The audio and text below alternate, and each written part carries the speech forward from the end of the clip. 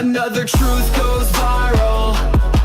Another genius can't find the curve. They read one meme, they've cracked the code. Now they're the ones we don't deserve. They've got vibes, not verification. Echoes bouncing off their walls. But we came strapped with citations, and we're here to torch it all. No, Tesla didn't prove the earth was flat. No, gravity ain't just a theory, literally bro. Yes, your vibes are valid, but your math is trash. And your pop-up flirts are drunk on lies. You want heat, you want facts, you want someone to bite back. Then take your charts, your dome, your fear, and get ready to crack. We don't run from facts, we bring the smoke. We break the myths, then raise a toast. Welcome to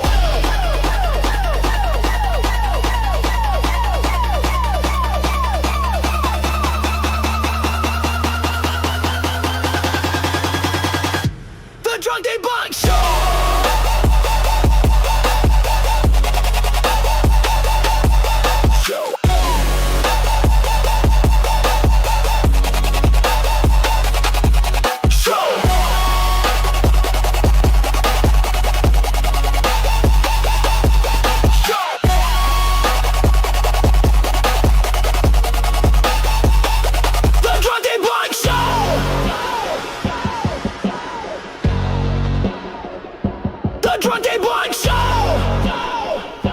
This show brought to you by Jim Daniels.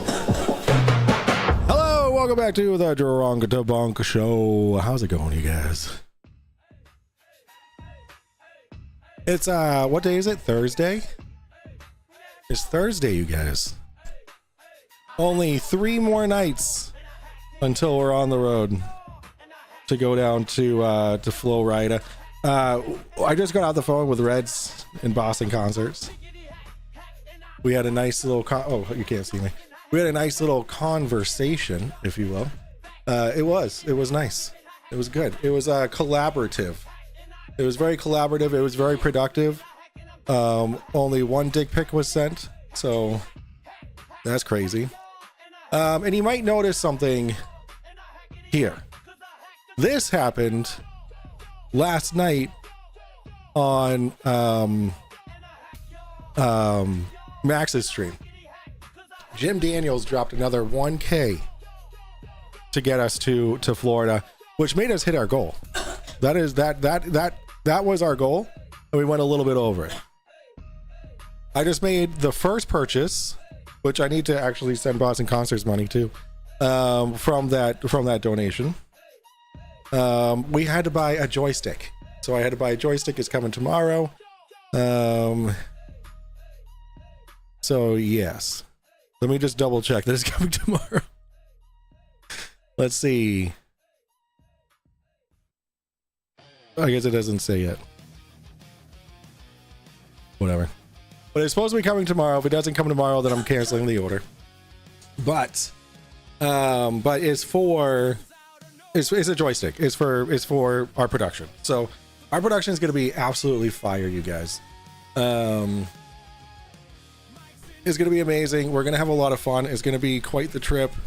We're just figuring out logistics tonight, because we need to, as things come, we need to talk about it pretty much immediately, so that we're all on the same page. And this has got to be, let me just move you guys over a little bit. This has got to be like one of the most, I thought you were pointing your wen-ass. Oh, well, Jim Daniels did 2 things. Thank you, Jack Fenner, for the $2 super chat. I appreciate it. So we hit our goal, but up until we leave for the trip, feel free to keep donating. We hit our goal. So I'm just saying, if you have like an extra $1 or 2, like don't let this number scare you, okay? Because any little bit helps. The gas is probably going to take up basically the rest of the money from after the joystick. So really it's just for the gas to get down there and back, because getting back is also a thing. So yeah, we hit the number. This is the last time I'm going to bring it up until we leave. Okay. So Amazing, you guys. Absolutely fucking amazing. We're so excited. This is like I'm at the point where I'm losing sleep because of how excited I am. You know, when you think about like, oh, the trip down there is gonna be awesome, and then the trip back is gonna be the post nut clarity trip. You know what I'm saying? Like, it's gonna be like the chill, like, oh man, what the fuck just happened kind of thing. You know, what is happening? But to that, because of recent events, we're gonna take a celebratory shot of, we're gonna drink right from Jim Daniels' knob. Here it is, drinking from the knob, and obviously I appreciate everybody else who supported as well. We have Harnold. Behind you on the cabinet looks like a pair of S-less chaps. Are they for the trip? Whoa, that's the backpack. that's my diaper. That's my son's diaper bag. Wait, are you talking about that? That's my son's diaper bag. Thank you for the $5, Jack. God, what was I? And you know, Unfornicated, Harnold, CK, Icy Spin, fucking a ton of you have Charles, Steel City, like a ton of you have contributed, and I appreciate that so fucking much. And Austin appreciates it. Reds appreciates it, even though he doesn't appreciate much. But yeah. Cody, did you donate? Sick, let's go. All chaps are assless. All right, what's up, Cody? How you doing, buddy? Debunks also donated. I'm trying to think back. I don't want to miss anything, but there will be credits basically. So it's gonna be, there is like a score thing. So the more you donate, the higher your name will be up on that list. But you will be recognized on that stream. Have you asked any Flers to meet you there? I personally have not. I don't know if anybody else has. But my sister-in-law might show up. That'd be kind of cool. That'd be cool if my sister-in-law showed up, because she lives right there. She like lives right down there. So that'd be really cool. Thank you for the $2, Brenda. Appreciate it. Yeah, so this is to all of you who supported this mission to get us down to Florida for the Artemis launch. Is going to be amazing. The equipment that I have is equipment that I never thought I'd ever have for this trip. I am just so excited, guys. It's gonna be a test of my ability to be able to get the producing right, and it's gonna be great, guys. And thank you so much to you guys, the community, for making this happen, guys. This is to you guys. Woo! Man, it stings a little different when it's frozen. Damn. Sister-in-law, yes, Jess has a sister. Yes, she does. If you want to know what her sister looks like, she looks just like Jess, just like 10 years older. I'll be taking a trip to CDSCC after Artemis 2 launches to take videos and photos there. I'll keep you across all of my efforts. Let's go, Mr. E-Man. Mr. E-Man was also a donator. But yeah, guys, the more you donate, the higher your name will be on the list. So like, for my name on the list, woo woo, cheers. I called her. Thank you for the $2. I super appreciate it. But for your name to end up on the list, you need to donate to this number right here. So if you do !Artemis, and then you'll get a link, click that link, and that's how you get your name on the list. Guys, I super appreciate it. I'm all done talking about money. It's something that I've been stressing about since this whole thing was announced. So now I got to make the thumbnail, and I gotta schedule it. I still have all my shit right here. It's all ready to go, all charged 100%. We're ready to go. You guys are gonna have to literally boil that camper for 15 minutes after this trip. Dude, no shit. Listen, as long Here's as crossing fingers that the launch won't be delayed again. Well, we're expecting it to be delayed by at least a day. So we are expecting a day or two delay, and we're preparing for that. So we are very prepared for all the delays and whatnot. So we have a campground. We have the money. We have what we need. We have the resources. We have the power. We have the means to do what we need to do to survive this entire trip. So again, guys, thank you so much. And thank you for the €5 super chat, Henroby, and $5 from Jack Fetter saying we're gonna have to boil the camper. Yeah, I mean that's not my problem. It's not my camper, Jack. So that's Boston Concert's problem. I've seen the whole camper before. You need to invest as a jumbo pack of dude wipes. I really should. We should go to Walmart. We're gonna make a Walmart trip and just get all this shit. I know. Boston Concert sent a picture of his cart full of stuff. So, and he's got stuff to grill. Like we're good. We're all set. This is gonna be a lot of fun. It's gonna be quite the adventure, you guys. And I wouldn't be doing this if it weren't for you guys. So like monetarily or not, you guys are here watching. The 52 of you are the reason why I'm able to do this. So thank you all for being a part of the community and making this happen. It is a Brokeback Mountain campground. Yes, it is. Yes. We specifically, Boston, that's the one we got, right? The super gay one. I hope so. I just know I owe him $100 for something. I don't know. Do not ignore the need for dude wipes. All right, guys. So we have an hour and a half long video to watch. It's called Flat Earth Clues Interview number 453, Astronomy Professor, Sudden Understanding checkmark. So let's see what this is all about, guys. Let me oh, that's Andy's birthday song. Oh, good times. I had the boy all day. I need to do because I want to be whatever. I'll figure it out. What was I gonna say? I have the boy passed out. He didn't nap today, and that was by design. Ladies and gentlemen. I took him to the mall, and we spent probably 2 hours at the play place, at the little playground area they have at the mall. And I brought him home, wouldn't let him sleep. And we just hung out all night, and I was like, okay, 8:30, you're going to bed. And I laid him down, and he passed out almost immediately. I'm looking at him right now. He is passed the fuck out. So he won't be bothering us tonight. So long stream, okay. Yo, what's up, Max? Professor Phil Bell, the one and only, says, hello, is this a poking fun at stupid people show? Professor Phil Bell, you are at the right place. I mean, look at my shirt, for Christ's sake. You know?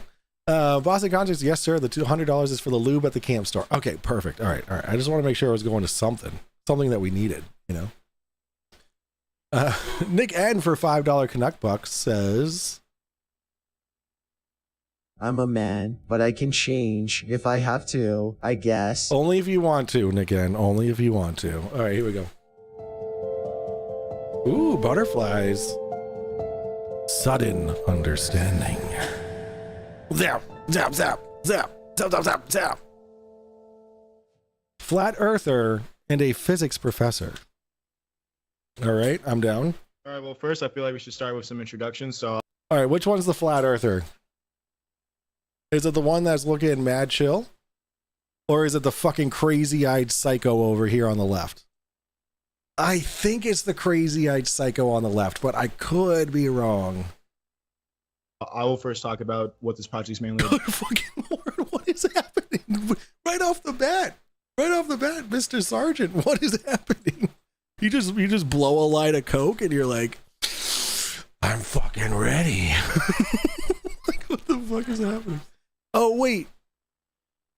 I'm fucking teasing your balls, you guys. That was a little ball tease. I have something else to show you real quick. So we all know we have a friend, and his name is Mike Gurney. Okay. He put together a video. It's a really short video, but it's great. Okay. It's called Roger Fails Rocket Science for Babies. All right. So we're gonna watch this real quick. Debunk's pushing out on people. He's telling anybody that doesn't believe in rock. So this is Deplorable Ilk I'll be linking his channel. Guys, please go fucking follow it. It's Found a amazing. video Drunk Debunk's pushing out on people. He's telling anybody that doesn't believe in rocket engineering or rockets, it's called rocket science for babies. Quick, okay? We're going to go over rocket science for babies really quick, okay? So this is a rocket. This ship is full of fuel. Okay, you see the yellow dot, that's fuel. The fuel goes out. Okay, so it pushes out. Okay. Next page.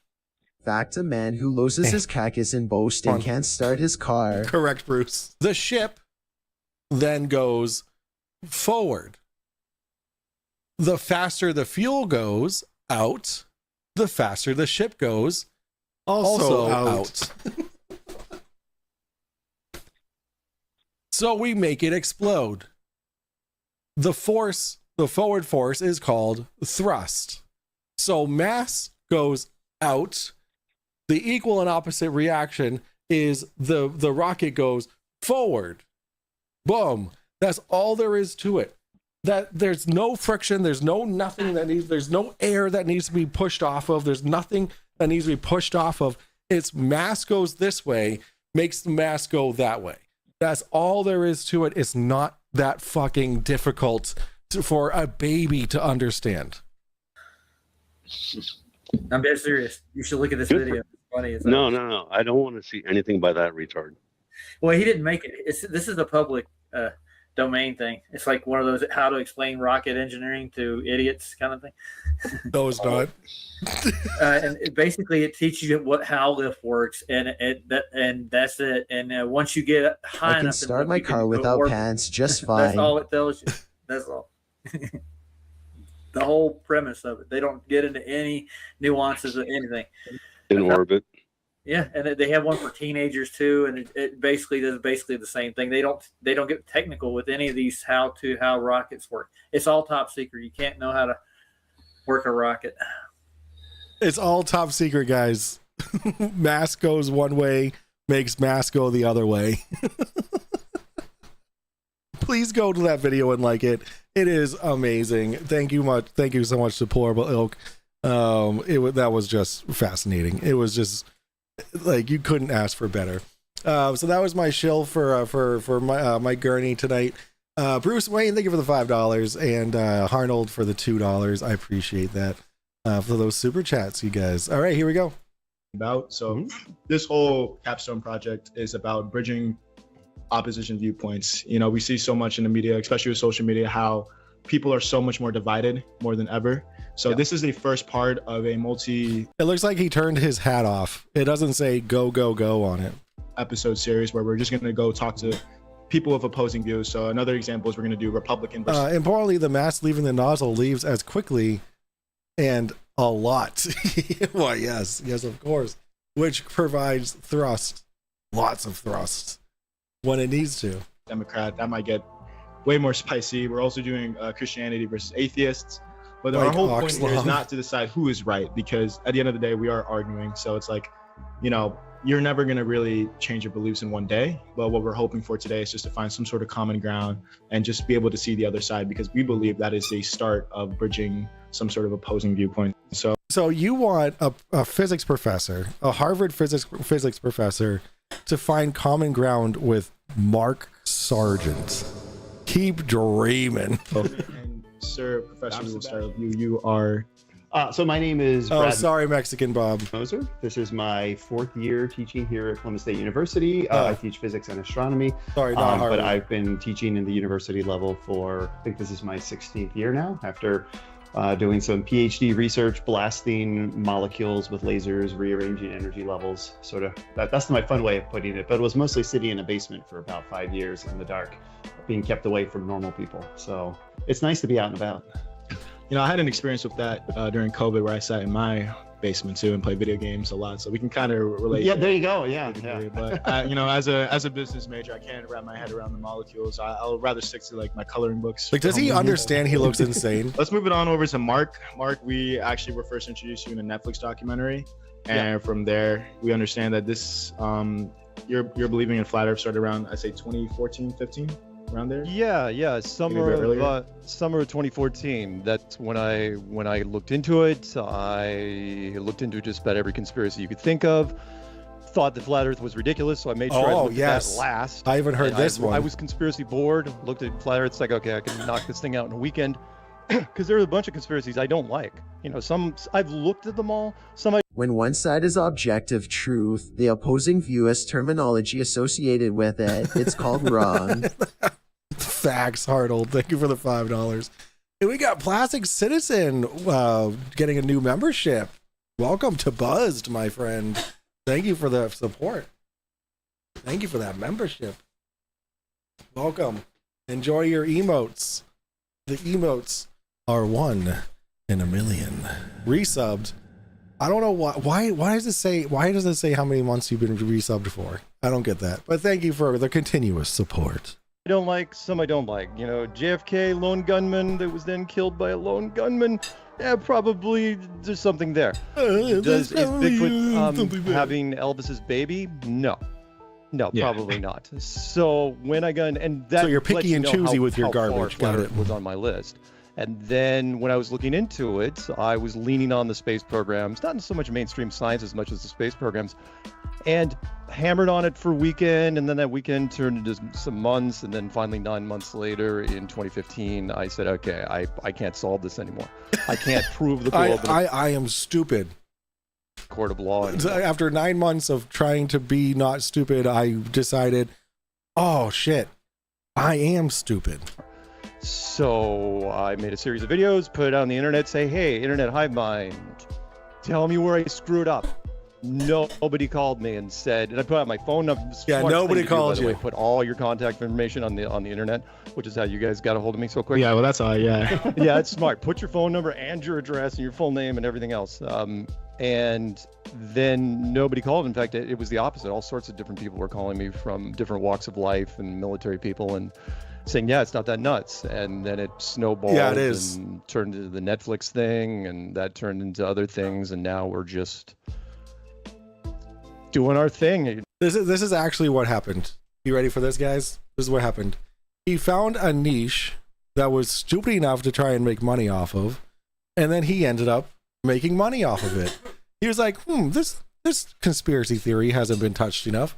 Let me fucking touch it. Let's make some videos on it and put them out, right? As if, and then he's like, oh, I didn't get any phone calls from anybody saying, oh, I was wrong. I only got calls from military people saying, oh, there's something to it. That is fucking bullshit. He was grifting from the very fucking first thought of it. That was 11 years ago. The Flat Earth Clues, which the Netflix thing was based off of, was 11 years ago in February. There we are. Yeah. So honestly, a lot of my questions are meant for like both sides Please to get answer. Crazy but Eyes the off one the question screen. I really wanted to ask you initially, right away, as soon as I heard about this, was like the other conspiracy theories you believe, because I'm a huge conspiracy theorist. Like, and I need to dive deep a bit more into flat Earth, but I have dived deep into others. You know, there's such things, the JFK, 9/11, yada yada. So I was just wondering, like, was flat Earth the only some sort of conspiracy theory you believe, or No, do you say no, really JFK but as well? and I got to be careful here, because if you're going to be presenting this at school, there's some conspiracies you're not supposed to talk about. Yeah, a little taboo. I can keep some stuff for it's Disney, so it's yeah. not, which is funny in itself. You know, like 9/11. You know, we're not really supposed to talk about that Yeah. much, even though I think there's Yeah, something because 3,000 fucking people died. fishy there. Yeah, of course I do. Just Of from an course you do, engineering yeah. standpoint, I got As a an bunch of engineer. engineering friends that just like shaking their heads. I have friends in engineering that say, no, rocket fuel can't melt steel beams. No. Going, nope, not gonna happen. Ugh, I other hate his style of conspiracies- talking. It's so. You know, there's too many to talk about. But what I try to say is this: I put myself on the other side of the board, which is okay if because I look at the greater good. If a conspiracy, everyone thinks that conspiracies are all sinister and they're. Done, I don't right. know. Actually, I really wish I could ask him, Big Fish. Jack Feder for $5 says.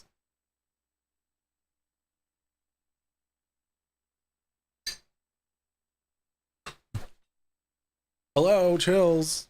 Audio breakdown fool, $850, food, $500, breathe mints, $3, booze, $600, lube, $47 exactly. I mean, we're not gonna need much of it with how wet we're gonna be. I swear to God. Evil people. Thank you for the wear black $5, hats Jack. And twirl handlebar mustaches.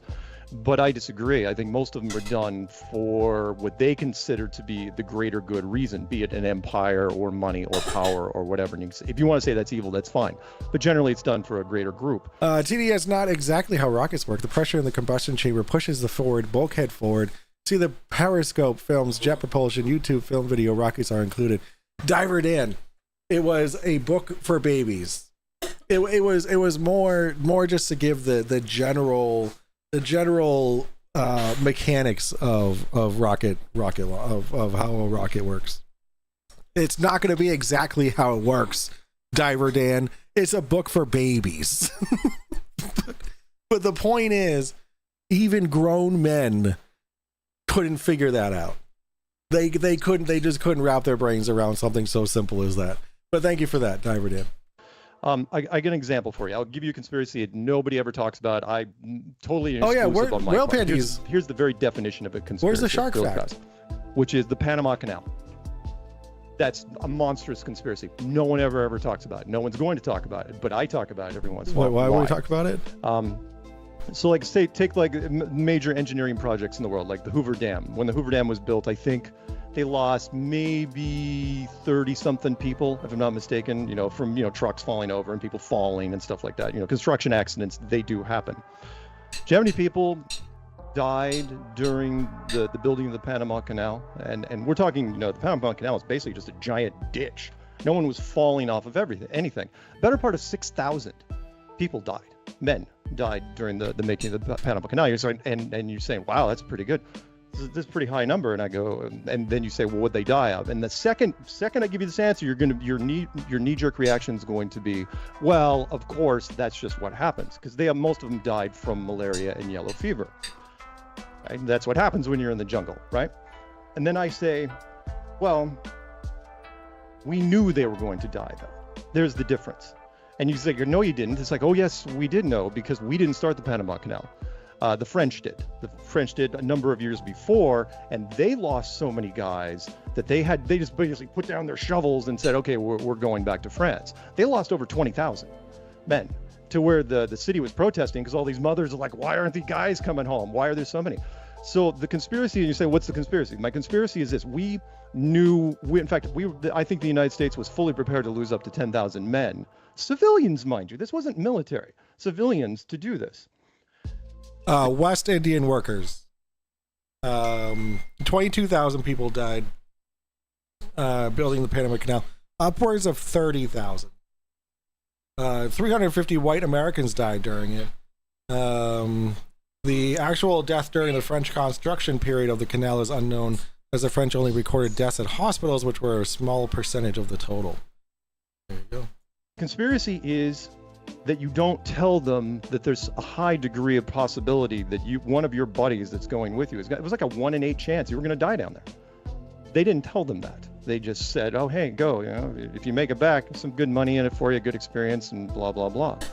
That by definition is a conspiracy. They hid the dangers, be it, it wasn't illegal what they did, but it was unethical. And that right there is a conspiracy, and that's just one of many that are out there. And if the United States is willing to do that, they're willing to sacrifice 10,000 men 40,000 for a military and economic choke point, then we're willing to do that. So 40,000 people constructed it, 25,000 people died. So you're like a 50-50 chance of like if we were going to die or not. But we have our fart shark of the day. The bull shark, Borneo river shark, Ganges shark, and speartooth shark are the 4 species of shark that have adapted to live in freshwater environments. Oh, that's terrifying. There's sharks in rivers and lakes. Holy moly. Thank you so much, Whale Panties, for that. Shark fact. Shark fact of the day. Love it. And for all sorts of fun reasons. And that's just one conspiracy. The others, we can get into them down the road, but that's the one I just want to throw out there, because nobody knows about it. Yeah, I think that's really important in terms of like establishing some sort of perspective when we dive into other things. Is like, because one of the biggest one of the assignments we did in class was about disproving conspiracy theories, and one of them, we went on a website And one of the biggest oppositions to any conspiracy theory is why would they? In terms of 9/11, like why would they sacrifice their own people?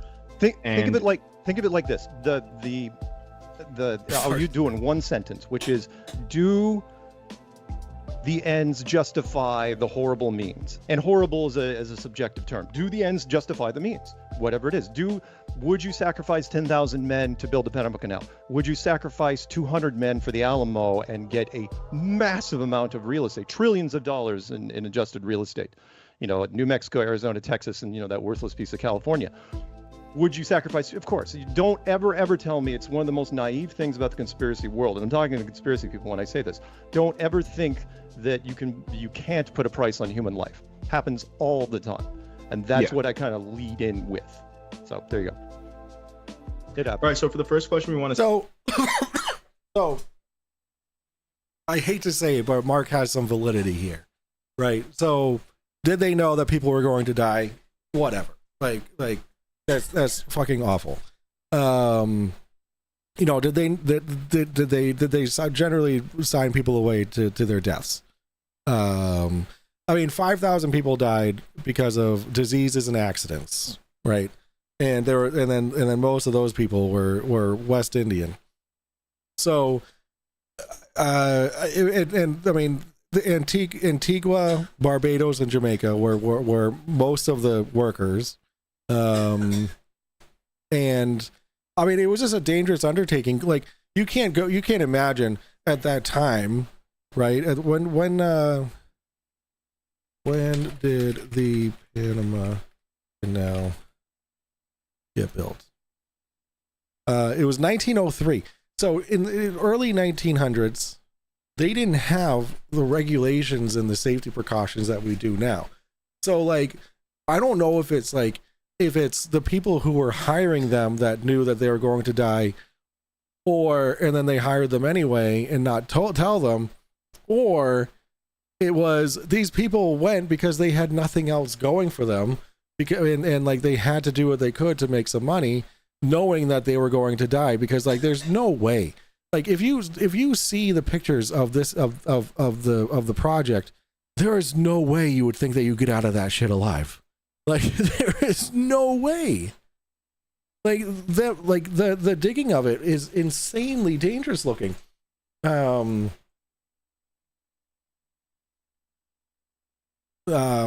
when they're when they're digging it out, there are pictures of them digging it out. There's no safety rails. There's nothing safety wise here. Like, there's no way that you as a thinking human being could go and take on a project like this and think, I'll make it out of this. You know, I mean, I don't think that it was as much of they were hiding it, more it was looking for a reason to say, oh, they're going to kill off 30,000 people and you know, hopefully it won't be that many, you know, because I mean, there's got to be like hopefully it won't be that bad, but you know what? But that was early 1900s when safety was not a thing, like not as a thing as it is today. But that's my take on it. And so I don't think that's a valid conspiracy, is what I'm saying. Establish some sort of perspective. That's the first pillar, I guess, for this, and it's really hot. Yeah. But first question. So for both of you guys, I'll let our guests. Did they get free hats? Well. Possibly. Our online guests go first. So what first led you to your current beliefs about the shape of the Earth?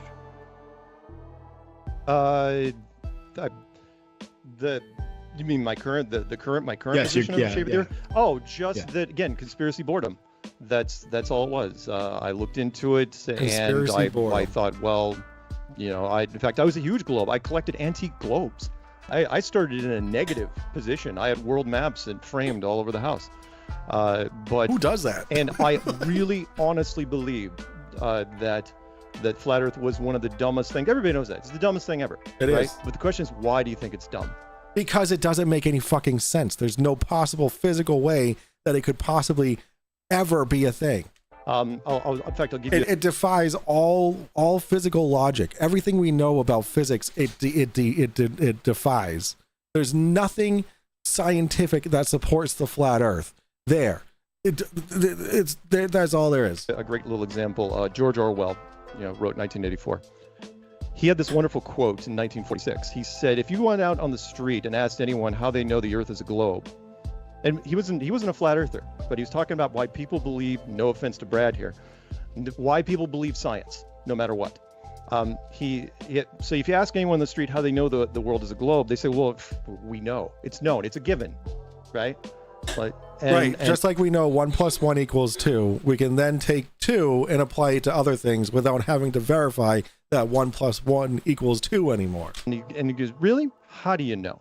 He said, when you press them on it, that's when the gears start grinding and they get kind of agitated, because they realize it's not that they know, they were told. And there's a big difference. No, there. we were demonstrated. At school, they demonstrate physics. Like that's how it works. It's not we're told. We're educated, and then we test it for ourselves. Like this is coming from someone who's never fucking taken a college or high school or even middle school, even elementary school. My kids were coming home saying that they were doing cool ass fucking experiments and shit. Like, dude, like come on, man. Like this is just the same rhetoric. When I got into the flat Earth, I realized that most people... Will Panties, I'm kind of digging the... Oh my camera froze. I'm frozen. Guys, I'm frozen. It's cold over here. Hold on. Let me boop, deactivate, activate. Why do you hate me so much, camera? Thank you. Goodbye. Don't consider themselves very intelligent at all, and so they will defer to, for lack of a better term, the people in the lab coats, the guys in the lab coats. And I've watched it happen. I have seen it on the street, which is you can take the average person at any street corner. I don't know, any big city, you've seen people handing out flyers on the street corner. Wearing sandwich boards. You take that same person, you put a lab coat and an empty clipboard in their hand, they just have to stand there. They don't even have to say anything. People will just walk up to them. It's like, hey, intelligent man with clipboard, what are you doing? And I'm cosplaying an intelligent person. Like what? That's not what scientists do. They don't just walk around with clipboards all day. You fucking retard. Just defer their belief system to them. And so when I got into this, I realized as going again, leaning on NASA, leaning on the space programs, and then it's like, okay, NASA, you'll be able to save me. You'll be able to get me out of this. And the more I looked into it, the more I realized I was. Wait a second. I know someone who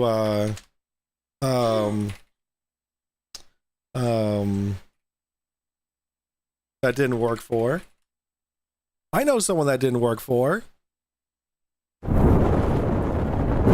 Permit for an activity. So can I see this? Can I see the ordinance? Yes. Can you imagine just talking to someone who is this? What you refuse? Wait, is this? So are you? Is this Sir Sick? Baiting, little man? You guys would have been real good in Nazi Germany. Oh, fuck off, you idiot! That is a punchable. I mean, once it was here. He's dressed in a lab coat. You know what? He's not holding a clipboard. He's not holding a clipboard, but he's wearing a lab coat and a bow tie. That's why people aren't talking to him. Aren't. It's the clipboard, you guys. That's what does it. I was just pulling on more and more empty threads to where I love at Sir the end, it's Sick. like, I think that was like a Sir Sick like wannabe, like, or maybe that was like just super early Sir Sick. Can't do this anymore. I can't solve this problem.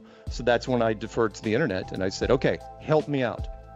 Tell me where I went wrong. No, you weren't asking where you went wrong, because you would have gotten flooded with information of how you were so fucking wrong.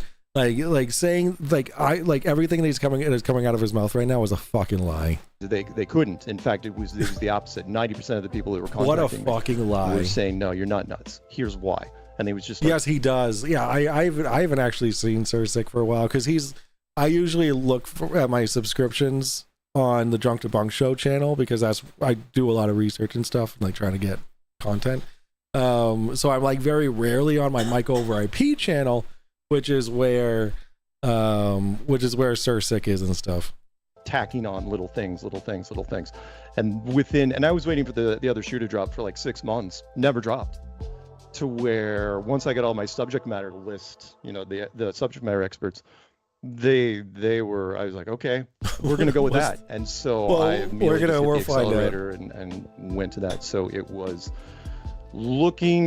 basically trying to prove the globe using the space program as a baseline and coming up short. That's where it happened for me.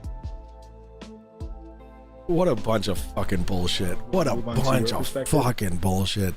God damn. It's the same story. I sent a message to my Jamaican coworker today and I misspelled the sting. He joked that I'm turning Jamaican. So, Wagwain, my brethren tings.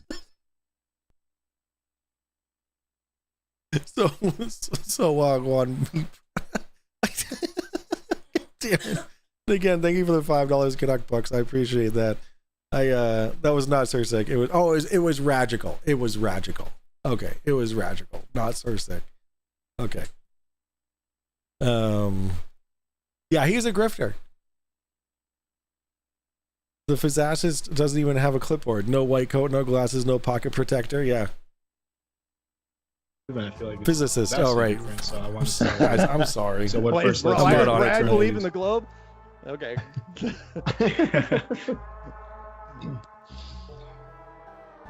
I've always been a curious person in the sciences, but I can't say that I grew up thinking any differently about there being around Earth, because it was just because you're not stupid.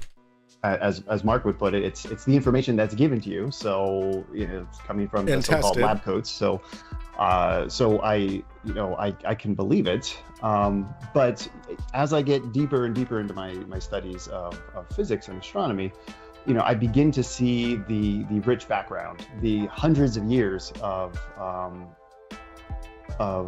the experiments that have been done, evidence of the theories that have been generated, the mathematics that have been created over the span of centuries, and the changes. The model of a celestial dome is one that was probably followed for a very, very long time.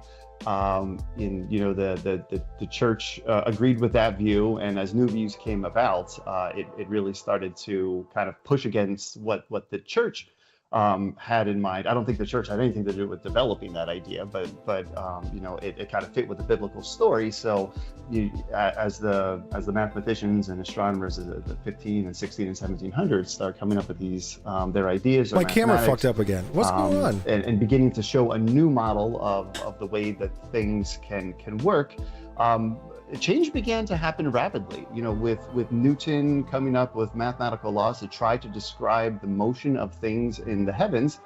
The premise was that you have these big round objects in a big space that can attract each other, that these things can orbit around each other. Galileo sees the moons of Jupiter, and looking at a telescope, it just looks like these objects moving back and forth. And how do you describe that? Well, if you're able to describe it as actually circles going around in a bigger circle, all of a sudden pieces start to come together. It becomes a model that's consistent, it makes sense, and it allows predictive power. When is it about myself? So you begin to apply that model to other things. You say, okay, will this help us predict other things in our solar system? You start to see strange motions that aren't quite predicted, and you say, it looks like there's maybe another giant round object out there that's tugging on these things. And then they find Uranus, and then they find Neptune. And we begin to understand these other things. Eventually, the mathematics leads us to being able to fly to space, to be able to send astronauts to the moon, to be able to send people in orbit around the Earth, to send probes to other planets, to other moons, and be able to look at that. So just the rich history of these models that have been built. And when we talk honestly about science will never be able to fully describe truth with a capital T. the best we're doing really is modeling things to the best of our understanding. Even Newton's laws were found to be not a complete and full picture. Which is where Einstein around came 100 in years ago, and he's able to synthesize a new mathematical picture that says, well, actually, there's a space-time and it's warped, and things are going around in this warped space-time. So it's a very different model, but it has still built on some of the previous models. So I guess this is where my history of getting deeper and deeper into the mathematics and the ideas and really studying these has shown me this consistent picture that thousands, tens of thousands, maybe even upwards of millions of scientists and researchers have been able to use this consistent picture and make predictions that have allowed not just the space travel that we have, but in understanding the microscopic world and being able to create the transistor, which leads to computers and all of the technology that we have today. So that's this bigger picture when it's just so broad. And the average scientist, I mean, I don't trust the government either. If we want to do a debate on 9/11, it's like I don't have any knowledge. I don't have any information. I haven't looked into it myself, and I'd be willing to believe either side given the right looking into it. But the right amount of evidence, he means to say, of course. A long career, not that long of a career, but a career in the sciences and digging into the mathematics and seeing how these models have been built up, and I feel like I have an understanding. No Flerf will ever understand the Newtonian mechanics can be derived from Einstein's field equations. They can only see superficial contradictions, and also what he also very, very plainly just said was that the Newtonian, the Einsteinian model is just a mathematical model. It's just a mathematical model. Like that's important. Like it's not a physical model, it's a mathematical model. So like it's just a easier way for us to be able to predict things because of the mass attracting mass aspect of gravity. Dick Wayne can't figure out the average speed of a car that travels 60 miles in 1 hour. He doesn't know how to calculate. No way. No, Bruce, you're making that up. Where this picture comes from that would support around Earth. All right, and with that being said, Mark, do you have any regards to say? The surprised fucking crazy ass. I just did a line off of a hooker's ass face. Yeah, I don't know. Paul, mathematical, yes, but a very powerful model that is shown to make accurate predictions to this day. Very much so. I don't mean to undermine the space-time mathematical model, but it is just an easier way for us to understand what happens when mass attracts mass. Towards what Dr. Moser just kind of briefly talked about. That was well put. well said. No, seriously, as far as breakdowns I have heard over the years, that's about as good as they come. No, it's not. Then you've been doing this. La la la la la la la la la la la la la la. I can't see you. I can't hear you. La la la la. And I would expect nothing less from the modern astronomy science programs of our time. No, it's great. Seriously, I wouldn't. Everything you said was well thought out and well placed. Of course, I disagree. But for different reasons. Because of all your scientific experiments and your education and all and physics and all that kind of stuff. Oh yeah, please tell a physics professor how much you disagree with him. And no, it was great. No, idiot. I didn't. I mean, there were a couple points maybe I wanted to interrupt. But it doesn't matter. It's 60 kilometers. Oh my god, dude, insane, Bruce. Again, I've been doing this for 11 years, so I want to let you go. No, it was great. No, I'm not going to argue. No, Brad seems like a nice guy. I'm not going to come at him. Seems great. That's what I'm here for. I'm here for you to come at him. Am I wasting all of our time right now? We'll be able to get into more of maybe if those points of disagreement later. With that being said. Yeah, because they're like, well, wait a second. But you know what he's doing? He's running away. That's him running away. He doesn't have anything to say about it. There's nothing he can possibly say that would be smarter than what that guy just said. To ask that follow-up question, diving deeper in. All right. So, just to follow up, are there experiments or observations that you think clearly support your view? Me? Yeah, we'll start with you. Okay, yeah. The biggest one. Me? The real quick for some transparency. How the tipping point for me for getting into flat Earth wasn't actually a scientific observation. When most people get into it because of long distance photography, plain and simple. I got into it. The thing that did, I mean, long distance photography is fine and that's great, everything. But for me, it was the Antarctic Treaty. Look into it if you get a chance. The Antarctic Treaty, which was set up. I do understand. Yeah, there's a big reason why like it's only available to scientists and like if you were it's regular. It's because people are disgusting and gross, and nobody wants gross, disgusting people there. That's all there is to it. Civilian, you cannot, be able to. Yeah, you can go there as a civilian. You just gotta pay. It's a lot of fucking money to keep you alive down there. For Christ's sake, dude. Like, oh, look into it. You've never looked into it. You've only looked into what fucking Eric Dubay says about it. You dumbass. You dumb fuck. You dumb piece of shit. And it's very guarded. Lying, grifting no asshole. corporation can set up anything in Antarctica forever. And in fact, it's funny because it's up for review in 2041. Yes, grounded extracts. Thank you for understanding. Gross and disgusting people are super gross and disgusting. Thank you. What's up, grounded extracts? I saw you in chat. Hi.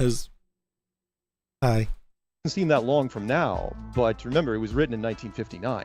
That is a huge span of time between that and that.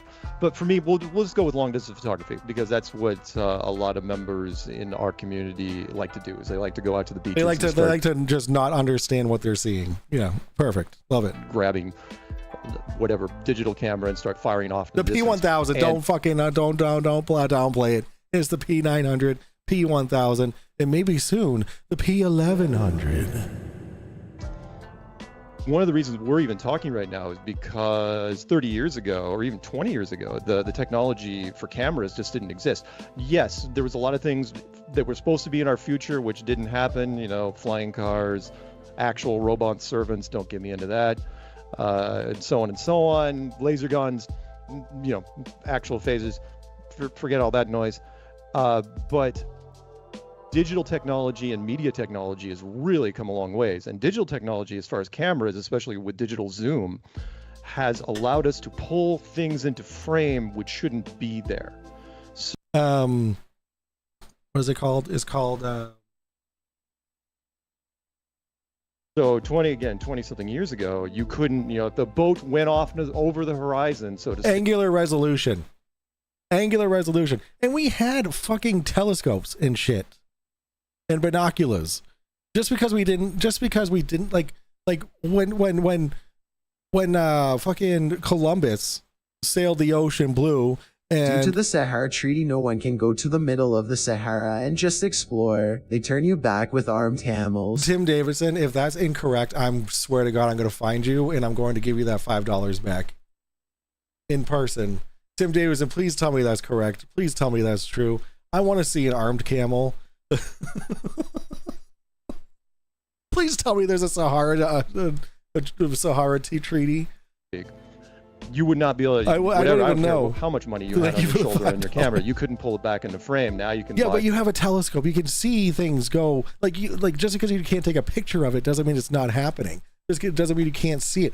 Like just take a telescope, binoculars. Ask fucking Mikey Smith for his fucking binoculars. You'll still be able to see a ship go over the horizon, go to dip down, bottom first. Something for less than $500, and you can pull something back into frame that's way out there. And if as long as it's a calm day, as long as the waves that are really close aren't, creating too much variance. As long as it's a nice clear day, it's the only limit, it seems, to our long distance photography is the atmosphere itself, the thickness of the atmosphere. Because you remember what we're breathing in here is only 99% transparent, and it compounds over distance. At least you understand that there's refraction. He just didn't say, he didn't want to say the words refraction. There's refraction. It's called refraction. The big experiment for me, the one I like, it makes things lower down look higher up It's because the you're sand wall. looking up at the light as it's coming down to you. That's what fucking refraction does. The further it goes, the more it goes down. Fuck. Point out and the video. It's Tim Davidson for 6 months. Dude, we're halfway around the sun together. Tim Davidson, you and me. Holding hands the whole way, dude. Thank you so much, man. It's the sand wall. Thank you for 6 months of continued support.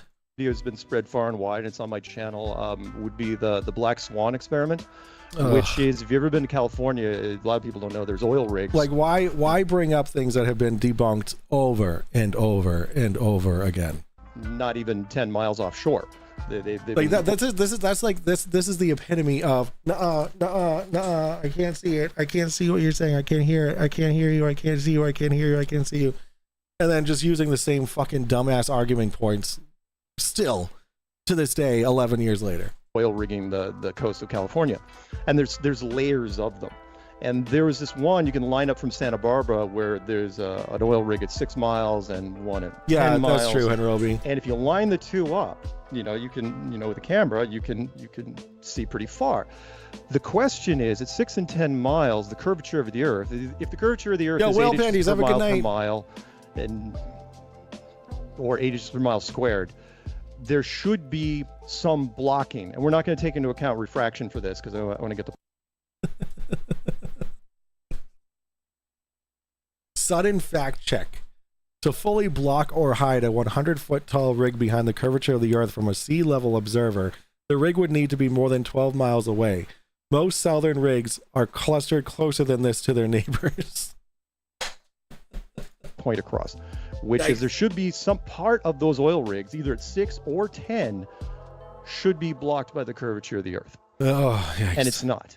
And as a matter of fact, not only do you see these oil rigs absolutely, completely, from the water up, both of them, no variance in between except for, size distance. But you see the horizon behind both of them way, way, way in the background. So get that fucking dumbass Remember, Mike, fucking when face you off. only see one set of footprints in the sand, it's cause those are the times I went to get high. Thank you for the $5, Tim. Dude, my mom loves that fucking passage. That's like her favorite fucking thing. It's like when you see, I had a dream that I was walking with the Jesus, and when I looked back at the hardest times, when I looked back, I noticed that there was only one set of footprints. I asked Jesus, "Why did you leave me during the hardest times of my life?" And Jesus said, "Those were the times I lifted you up." Too bad it was just a dream, though. Well, the question is, where I hate Mark Sargent.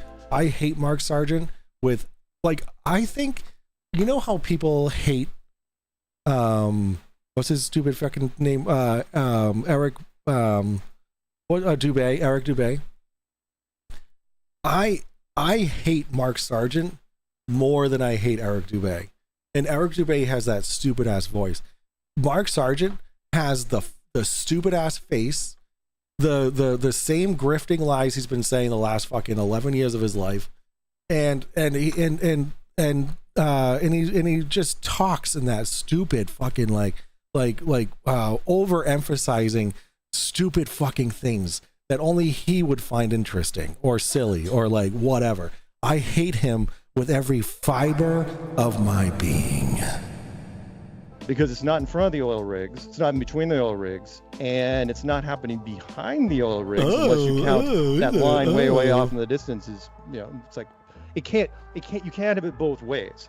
You can't tell me a ship is being cut off from the hull up, and yet both these oil rigs and the horizon behind it are absolutely perfectly clear in view. You can't. Yeah, it's been debunked many times, had, dude. Somebody come at me. Granted, he wasn't a physicist, but he actually said, "Well, no. What you're looking at is a complete mirage, and the actual horizon is invisible." Straight up answer. It's like, okay. Yep. Even if that was true, and you're going to have a hard time proving that, the general public's not going to buy it anyway. because you can't just say something's invisible. It's just not there. That means like if you understand, if the general public tends to understand how refraction works, like that, like even if they gave a shit, they would be like, oh, okay, so refraction lifts things up. Okay, all right, gotcha. Because you know how the atmosphere refracts light. That makes perfect sense. Okay, moving on to things that actually matter in my life. But when you're a stupid, lying, grifting piece of shit like Mark Sargent, these are the words that you say. And I muted it. You know, talking, you know, about dark matter and saying that, you know, the dark matter is no one argues with dark matter, you dumb piece of shit. Thing that solves all problems. And it's like, yeah, and we've got people, and I'm sure you've got friends that have been working on dark matter for a long, long time. I don't know if you're going to be solving it anytime soon, but then again, like you said, science is working, especially when it comes to space. Science is still working on a lot of things. They don't know. The Einstein Newton quote was perfect, which is, oh yeah, everything was great. The Einstein or the Newton quote? The thing, sorry, last part of this.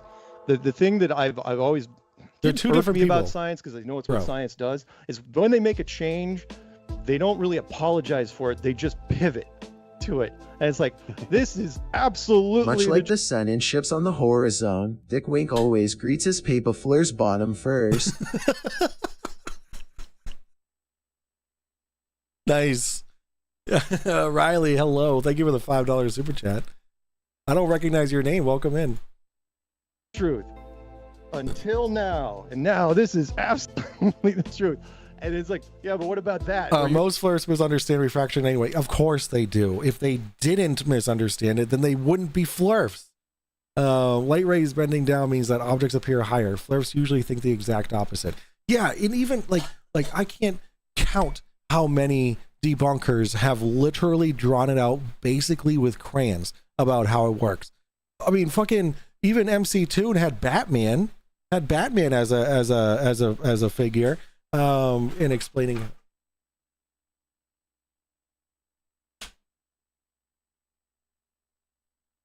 I have no idea. Someone just came into my house and then left my house. Maybe it's Eva doing laundry. Excuse me, 1 second.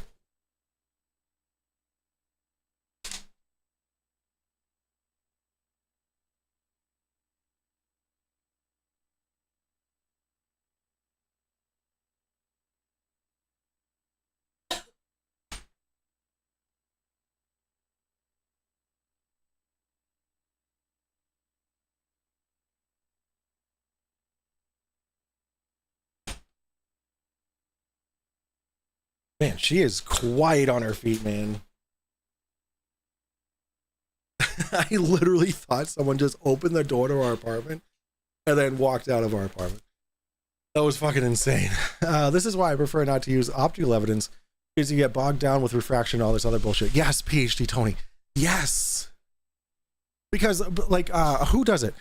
I think it's, oh, man, I just ran up and down stairs to make sure that, like, we weren't going to die. Oh, I believe it's Blitz during his arguments or like his debates. The flat earther will say, "We're gonna just ignore refraction." Yeah, exactly, Jack. I mean, we might even be doing something like what PhD Tony does, or Blitz, where the flat earther will say, oh, well, I have evidence for the contrary of what you say. And then Blitz will say, well, I have evidence for the contrary of what you say. So that cancels each other out. Let's move on to something else then, right? Like, then there's no reason to argue about it. Like, we're not going to argue about the validity of the evidence. If I have a person that says the earth is flat, I have a scientist or whatever, or a pilot, you know, that says the earth is flat. And then he says, and then Blitz will say, well, I have a pilot that says the earth's a globe. So we're not going to talk about pilots now, right? So it's like, so like, it's just logical. Again, trial court cuts. Hello. Gonna need to make a trap shotgun like in Fallout for Flerfs who come visit. Guys, can I show you what my what my feed looks like. This is how awesome Trial Court Cuts is. Look at how much content they're putting out. There's this one. Wasn't there a lot more than that? Oh, here we go. Look at all this. Like, if you like watching court shit, there's endless content for you to watch on Trial Court Cuts. And the fact that there's like 1 view, no views, 30 views, like the 30 views, that's pretty decent. But like, how are you not getting more traction than this? Like, your thumbnails are very easy to understand. There is like, this is the person that's talking. Like, I fucking love your shit, dude. Let's get some love for Trial Court Cuts, dude. Let's get Trial Court Cuts in the linked in the chat, please. Oh, okay. I gotta take a drink, guys. I gotta drink some water. All right, here we go.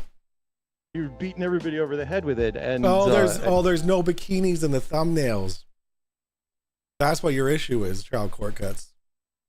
Here, let me get your link in chat.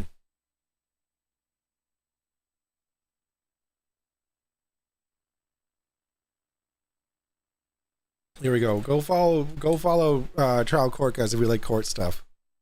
It's really fucking interesting. Sorry, I'm going to throw one more little thing to the mix. I know I ramble, which is cryptozoology. Is such a great example of that. Bigfoot? The coelacanth fish. You guys have heard of it. You know, the famous fish was been fossilized for 70 million years.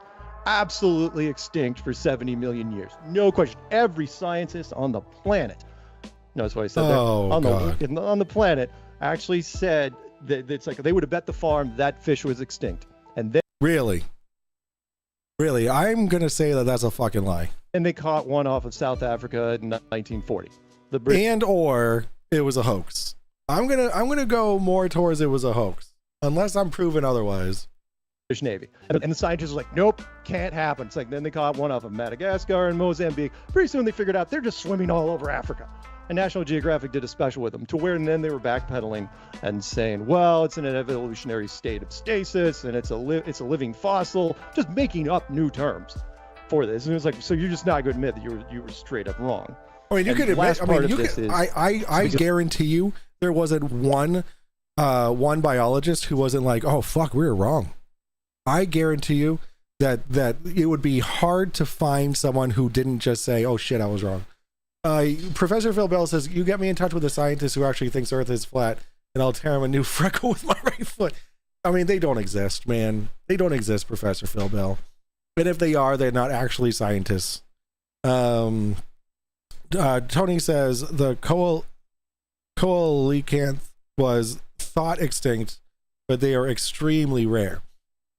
So they're not just floating all over fucking Africa or whatever he just said. It's just very rare. But again, when they were proven wrong, I guarantee you there wasn't one biologist that was like, oh no, I mean, well, we're gonna backpedal. No, there's no other thing to say, oh shit, we're wrong. Here's one right here. Like, awesome. Henroby says, and of course, not all science is the same. Some sciences are softer than others. Oh, that's a very good point, Henroby. And part of the scientific process is making errors and correcting them. Ah, yes. It's not to prove things. It's to, I'm not gonna fucking, whatever. All right. No, but you're right. Like my ex-girlfriend. The what? Sister sounds like my ex-girlfriend. Well, there you go. The follow-up to that is, and you say, well, unless it's on your lab table, you're not going to believe it. It's like, well, I'm sorry. There's a Seinfeld reference in chat. Mark is a biologist like George Costanza is a marine biologist. Well, you could say that, but then you got the platypus. And there are wonderful stories out there when the platypus was actually taken to the lab table and they're staring at it going, nope, not buying it. It's like, what do you mean? It's right there moving around in front of you, making squeaking noises. It's like, nope, it had to have been cobbled together, surgically altered with other animals. And so science, I know that they don't. What a fucking straw man, lie, grifting piece of shit. I make leaps of faith all the time. Science can't really, which is just part of who they are. There you go. That's it. Riley, what kind of science do you do? If you don't mind me asking. Moving on to you, Professor. Yeah. Finally. Do you mind if I respond to some of the? Yes, please do. The world is your oyster. If I ever hear anyone say the world is your oyster, like this guy just said the world is your oyster, I'm gonna punch them in the throat. I want to say a couple things, and then I want to get to the oil rigs, because I feel like there's something good there. So I can't vouch for scientists being great at PR, and PR people cannot be vouched for being good at science, describing science. Yeah. What I see happening all the time is that scientists, when like, first of all, they don't announce their results very often. They're a little too quiet, and they try to be humble despite having very large egos many times. And then when they finally put it out there, they're not great at describing it. And then the news corporations, which want to talk about conspiracy, I don't even know. I see. So PhD Tony says that is not what happened. What Mark Sargent said is that it was flapping around on the fucking table, was squeaking. That's not what happened. What happened was a platypus skin was sent back to England and thought to be a fake because the pelt had scissor marks from where they tried to remove the bill. Makes sense to me. Conspiracy, but there's certain that is like I'm going like I would believe what PhD Tony says in a fucking chat at the Drunk Debunk show more than I would believe what this dumbass Mark Sargent says in an interview with a physicist. News corporations know that certain things sell, so they're going to take a story, and not having been in the research lab to understand it themselves, to see the years of development, are going to take it and say chocolate cures cancer. That's what there was one line in the paper that said chocolate could theoretically cure cancer in the future once we Kevin Bacon, who are you? Geometry isn't science. You're literally all dumb as fuck, I'm afraid. No one ever said that geometry was science. Did this guy just say geometry was science? Hold on, I wasn't really listening. Scientists, when like, first of all, they don't announce their results very often. They're a little too quiet, and they try to be humble despite having very large egos many times. And then when they finally put it out there, they're not great at describing it. And then the news corporations, which want to talk about conspiracy. I would believe more Trump than Sargent, and that is really fucking low bar.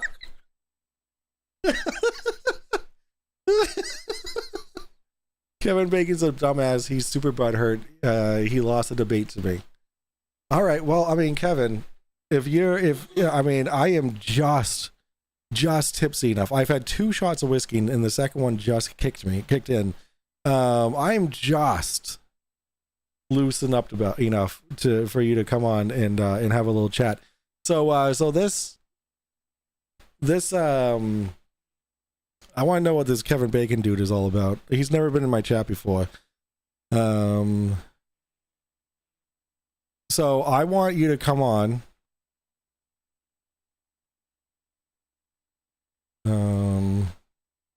And this link is just for Kevin Bacon. All right, so Kevin Bacon, come in, and we'll have a little chat. If he has the balls to talk to someone as useless as I am at science. So go ahead and come on in if you want, Mr. Kevin Bacon. That link's for Kevin Bacon only.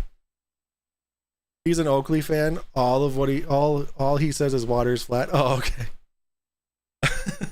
All right. Well, maybe he can bring up an argument that's different than that. I'm waiting. Even though it's a conspiracy, but there's certainly, news corporations know that certain things sell, so they're going to take a story, and not having been in the research lab to understand it themselves, to see the years of development, are going to take it and say chocolate cures cancer. That's what there was one line. Speaking of oysters, do you know they are aphrodisiacs? Do you eat seafood, Mike? We need to stop a seafood joint. Boston concerts, I am very much aware that oysters are aphrodisiac. The first time I ever had oysters was in Boston, and it was with my wife, actually, but she didn't eat any, I don't think. Did you have any oysters? I don't. She can't hear me. I don't think she had any of the oysters. I think it was just like an adventure for myself, because she's like, no, I don't want to fucking eat that shit. But yeah. in the paper that said chocolate could theoretically cure cancer in the future once we do a lot more research. And they're going to say, they said chocolate cures cancer. It's all over the news. Right. And all of a sudden that becomes the story. And this is where I have a real hard time with trusting, everything the way that news stories present them, and certainly with a lot of the information on the internet. And this is where so much conversation has to be had. It's like people just need to be talking back and forth because there's so many different ways of understanding things, and people have different ways of communicating, so it can be very challenging for everybody to interpret each other. What a great point he's making, though. Is scientists aren't communicators, right? They're good at the craft of what they do, which is science, right? That's like talking to people is not their job. That's why they're scientists, right? Like that's like I don't want to work with people anymore. That's why I'm going I'm applying for system administrator jobs and desktop engineers where I don't actually have to talk to people, right? Like I'm done talking to people. Scientists, they just don't talk to people. Right, they're not journalists, right? They're not scientists and journalists that journalize their own shit, right? Like they leave that to the people who need to make a hook of a headline, but the issue with that, with the hook of the headline, and then having an entire article afterwards, the issue is that there's an entire article after. And no flat earther or anybody who's actually interested in the truth or facts or anything like that are actually going to read what the article says, because the chocolate cures cancer, right, is the headline. Okay, the actual article itself will be like, we'll say, well, this certain will say, well, this source, right, said, that there's a certain chemical in chocolate that is found to help in whatever, blah blah blah blah blah.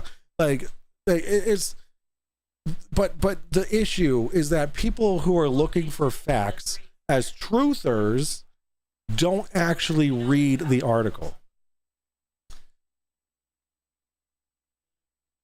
That's my hope as an educator, to be able to try to help, go be the middleman from, here's how I've learned things from researchers that I didn't do that research, but I've seen the connections over the many years. How can I teach? Yeah, those? The same crowd that started overdosing on ivermectin during pandemic and injecting themselves with fucking hand sanitizer. And also those headlines are also super skewed, right? If you actually read the information in the article, not just like, oh, Trump said to inject fucking hand sanitizer into your blood to fucking fight COVID. Like, he didn't actually fucking say that, but the headlines do say that. And then if you actually read the article, you actually get the quote, which can be interpreted in different ways. But I don't need to go on when headline readers are the bane of humanity, right? And journalists who make money off of clicks on their headlines don't give a fuck because they're making money doing it. Yo, Monkey Cat, what's up, buddy? How you doing, man? Good to see you. I hope you're sending all your fluids to the foundry, man. I hope so. Or you might be backed up. Which shit does read papers and then turns them into incoherent word salad or cherry picks. One of his favorite things to do is to cherry pick. Absolutely. Where's my cursor? Oh, here's. But the thing I actually got really excited about. Rob Dignags. You proposed basically a hypothesis. You said that there's these oil rigs that are 6 miles out, they're 10 miles out, and we should expect with the curvature of the Earth that we should begin to see them disappearing below the horizon. And why don't we see that? Well, there seems to be a data set that suggests this isn't. This hasn't been the case. And the experimentalist in me says immediately, well, let's go do this experiment. It's like, I'm going to on multiple days with multiple atmospheric refraction possibilities and measure the atmosphere, measure what the atmosphere will be doing to the refraction.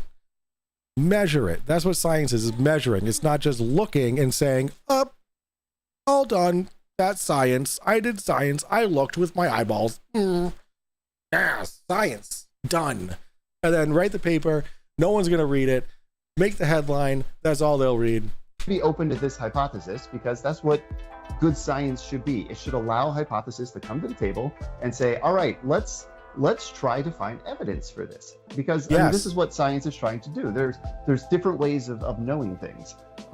There's philosophy as a way of knowing things. There's religion as a way of knowing things, and science as a way of knowing things is based on trying to do experiments that are repeatable by many people, that we can then often apply mathematical ideas to and see if we can all come to that same conclusion. Yes. So I would want to say, I want to do this experiment. I want to get, it could be oil rigs, but it could just be boats. Get, 50 boats, all exactly the same height, and just go 1 mile. Park one boat 1 mile out, another boat 2 miles out, another boat 3 miles out. Get everybody out there, everybody with their cameras, so that we don't have the conspiracy of, well, the flat earth people. Well, get this. You don't need to do that, because we have the,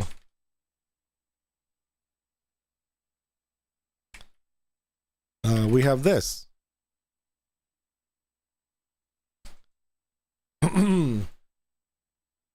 Right here. We have the Lake Pontchartrain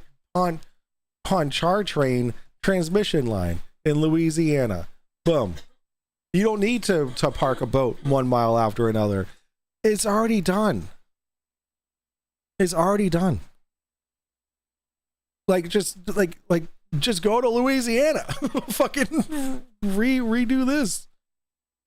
You don't have to do that much shit. It already exists. They use cameras that do this. Well, the round earth people, they got cameras that did that, because that's going to be all over the place. Right. So we need everybody agreeing that, okay, we're going to agree on the cameras that we use are functioning as regular cameras, and we're going to do this experiment, and we're going to repeat it, and we're going to see. Those towers are built by NASA. What is the evidence that we get from that? I would love to do that experiment to see what the result is. I think I know what I see, what I'm going to see. You think you know what you're going to see. How do we know? We try it. Right. So that's what I would offer. Yep. And by the way, I want to chime in on the media thing you mentioned, because two things came to mind. One was you were talking about what sells with the media, and I was thinking of the Red Bull jump, because that was hyped up to no end, where it was massive. And Neil, none of it was meant to prove the shape of the Earth. It was the highest jump that anyone's ever jumped from the highest altitude anyone's ever jumped. That's why it was so incredible. That's the only reason why it was incredible. There was nothing to do with the shape of the Earth. The GoPro that was inside the fucking capsule, showing the curve of the Earth, was fisheye lens. For Christ's sake. DeGrasse Tyson, one of only three media. Yes, beautiful. He has to bring up Neil deGrasse Tyson as if we all fucking jerk off to that dude. Scientists in the world, which just blows me away. It's like, really? What did he just say? That was hyped up to no end, where it was massive. And Neil deGrasse Tyson, one of only three media scientists in the world, which just blows me away. It's like, really? You only go to three guys ever?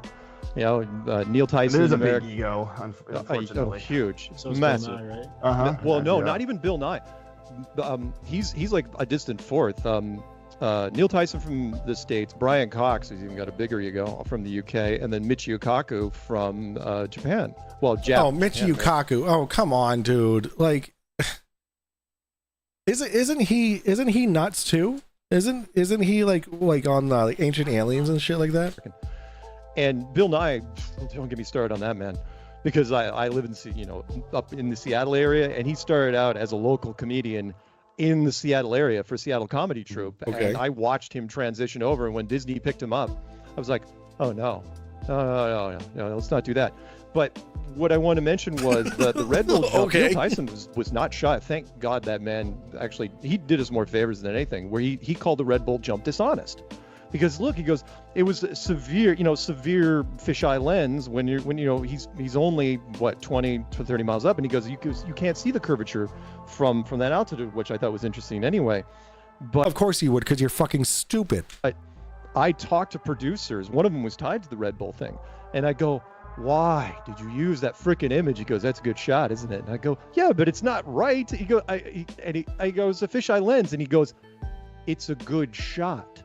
it's the better shot. Oh Why would my we use a God. flat horizon when it makes him look like he's jumping from the edge of space? That's a good point.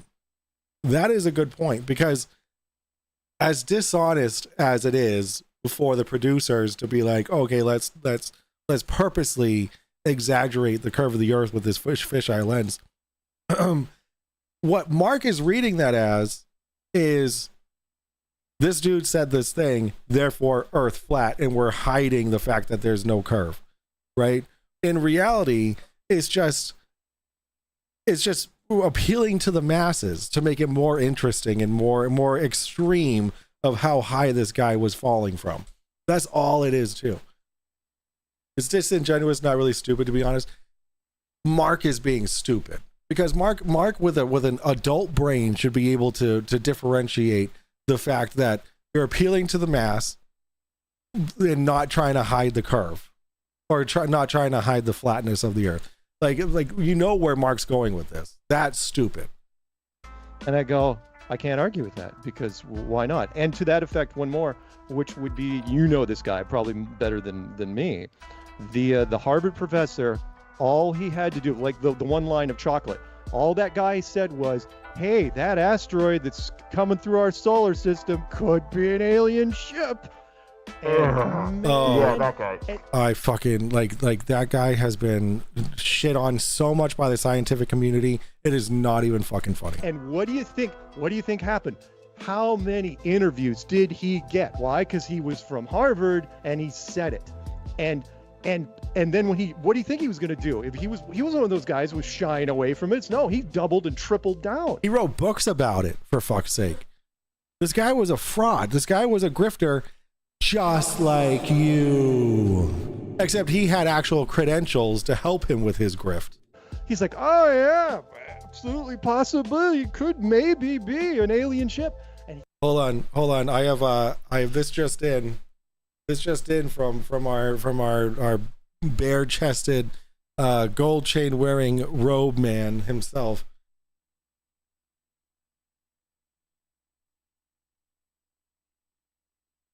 Yeah, exactly. Trial court cuts. Exactly. He doesn't care about the science. He just only wants to grift. This is what I believe. Neil deGrasse Tyson is a flat earther. Either A, he knows it, B, he doesn't know it.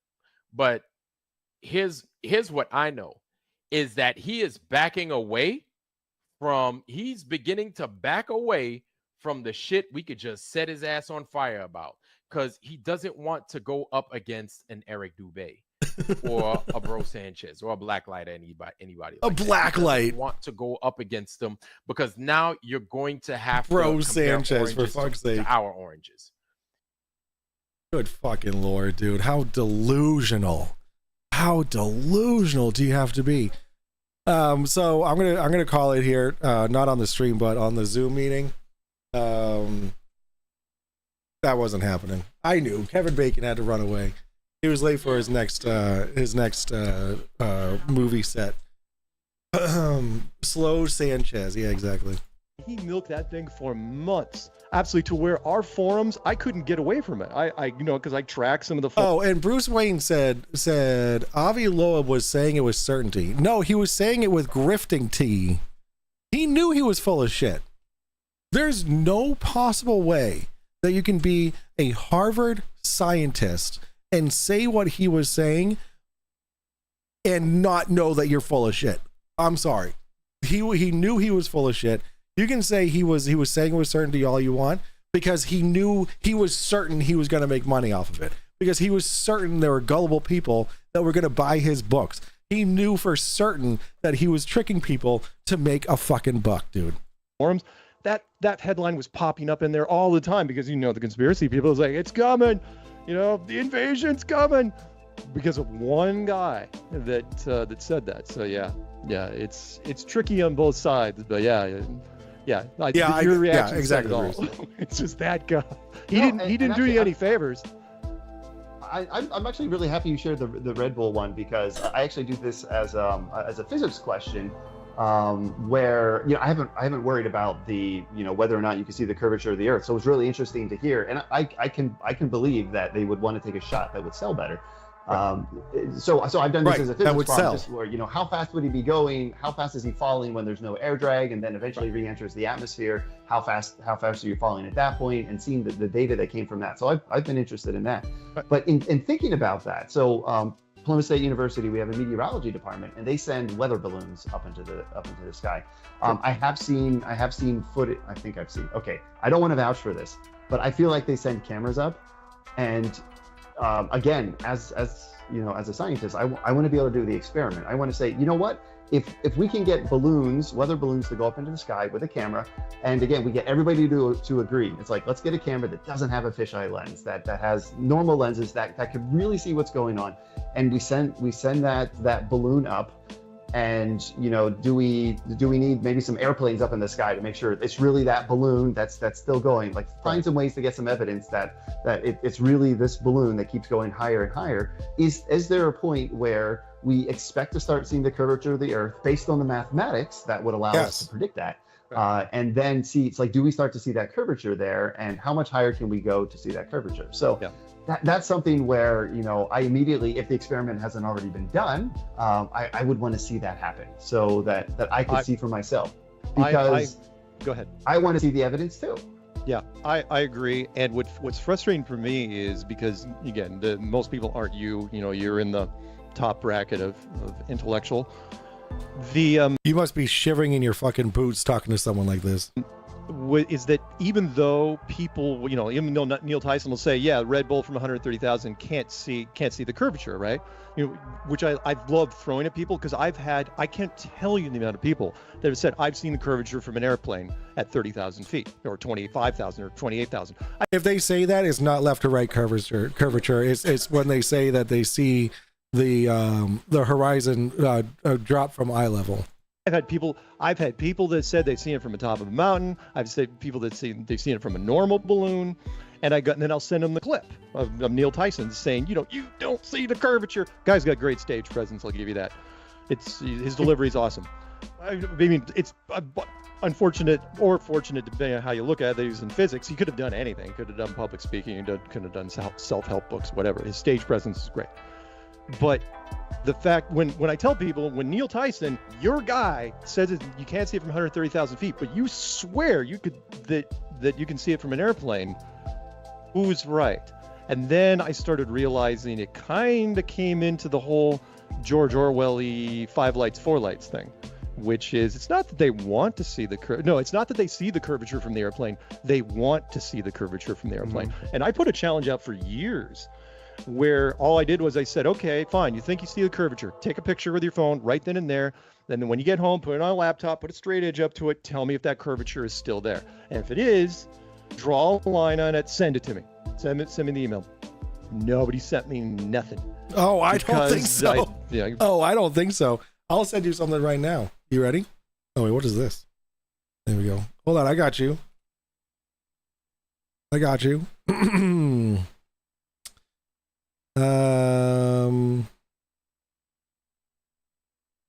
Is this it?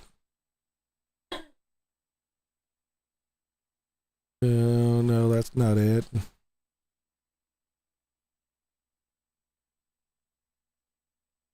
Nope, that's not it. Icy Spin, are you still here? Could you hook me up with if you're still here? There's a specific picture of it's like a picture of the horizon taken from a mountain with those huge like leveling tools, like the 2 red leveling tools, and then it is squished together. Could you, if you have that on hand, can you just throw that at me real quick? It's okay if you don't. I'm just trying to find it on Tune's thing here. But I'm trying to do it quick. I don't have it lined up, but yeah. So anyway, there is a picture of a horizon from the summit of a mountain, and there are these leveling tools that is like a rectangle. Oh, here we go. Perfect. Here it is. So here it is, right here. So these are the leveling tools. Or no, it's not a leveling tool. It's just like two steel beams or whatever that are put together. They're straight beams, whatever. So what happens is they get down to this point where the horizon is perfectly inside the gap, and you can even see it from here. And so what happens is, I think I forget who did this, but I wasn't it you, Spin, that squished the picture together, and you can clearly see the curve. You can very clearly see the curve of the Earth in that horizon. You won't be able to see it with your bare eyes, like without tools to help you, but there it is, plain as fucking day. Like I guarantee you that this has been sent to him by multiple people, including Toon himself. But again, nuh-uh, I can't see it. It's not real. I can't see it. It's not real. Nuh-uh. That's all there is to it. And I'm getting more stuff. I'm getting more stuff from you guys. What do we got? We got Requiem for a Dream, my favorite movie. Here we go. This is Wolfie 6020.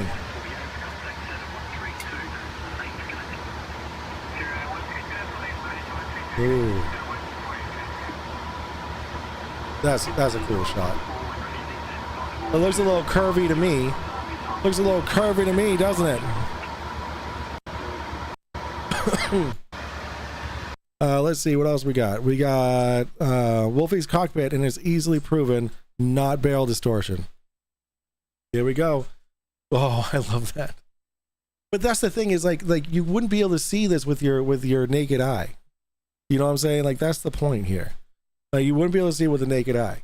You have to have tools and shit to make it very fucking obvious.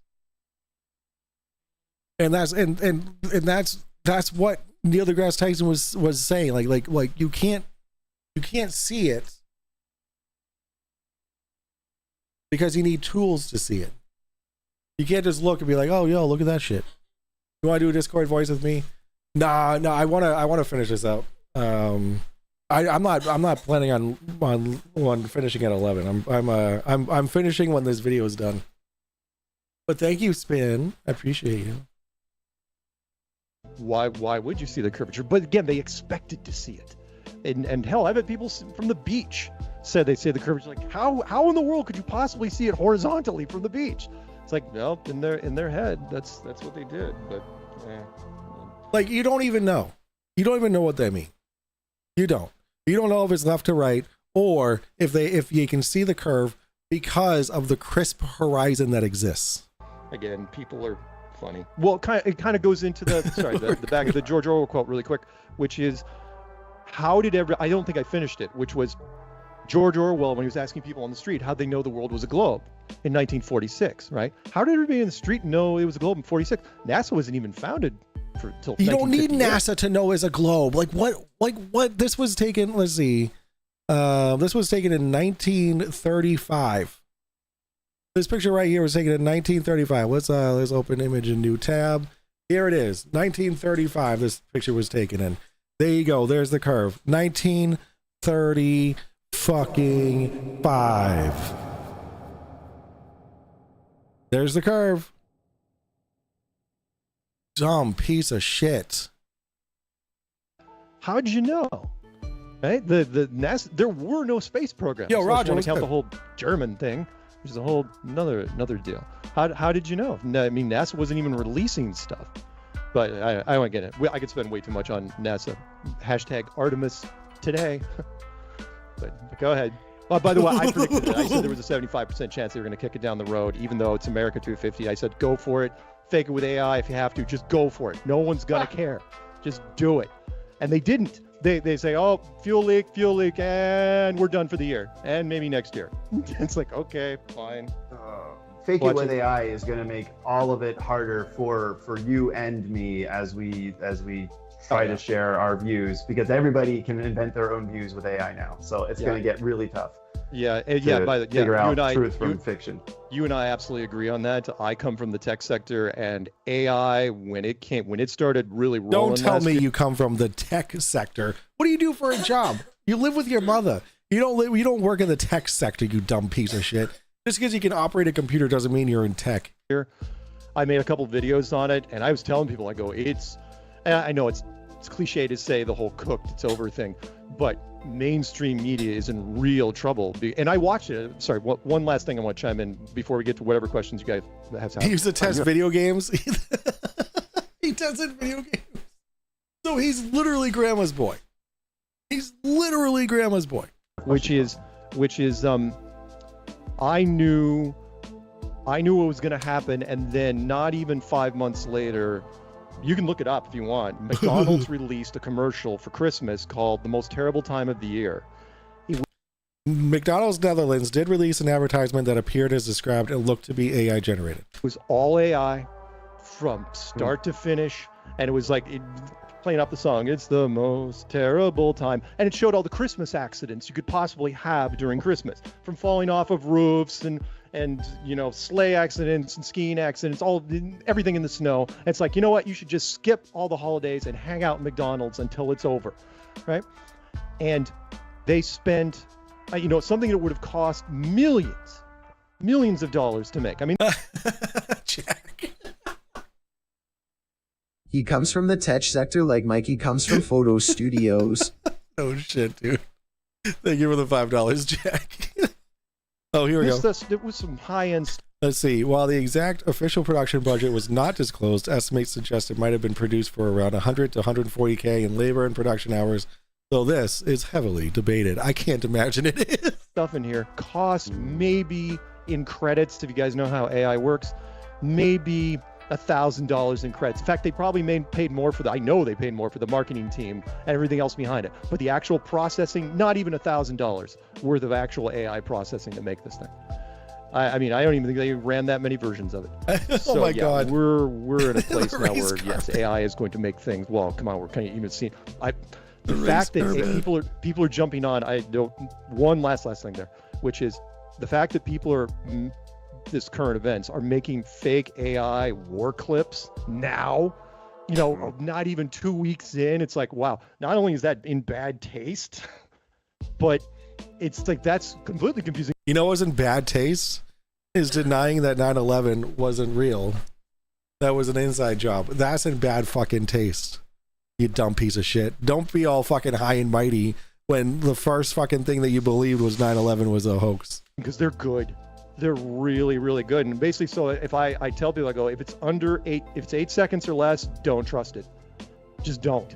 There's no point even looking at it. If it's 8 seconds or less, which is tough because there's lots of people that post stuff that are, God help us if they ever raise that limit to 15 seconds or 30 seconds, then we're really in trouble. So anyway, what else you got? Take it away. Experiments or observations that talk about to support your view. Well, I mean, to be honest, let's face it. What is this interview? Like, what is going on with the guy who's doing the interview? Like, where is he? Is he also on a Zoom call? Like, what is happening? In a sense, the whole thing about the Earth being societal understanding. So, do you want to speak on it at all?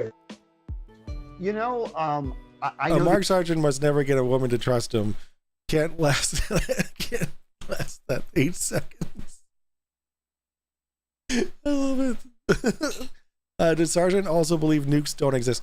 I don't know actually. Maybe we'll find out. The evidence. Mark's heard the There's still 45 minutes left of this video. Evidence. I don't think that's actually the interesting part here. I think there's more interesting questions to look at, and I'm curious if you asked some of that. I wrote a couple of questions down. Mark, I have to say, I'm sorry, I did not know who you were before today. Oh no, that's fine. And you didn't know who I am, so that's okay too. Amazing. So I knocked my microphone off. But as soon as I was given a name, I thought, I'm up against a pro here. So I had to do a little research, and I watched part of the documentary this afternoon when I was supposed to be grading some exams. So I apologize. Not your class. Yours are done. Actually, yours class is tomorrow.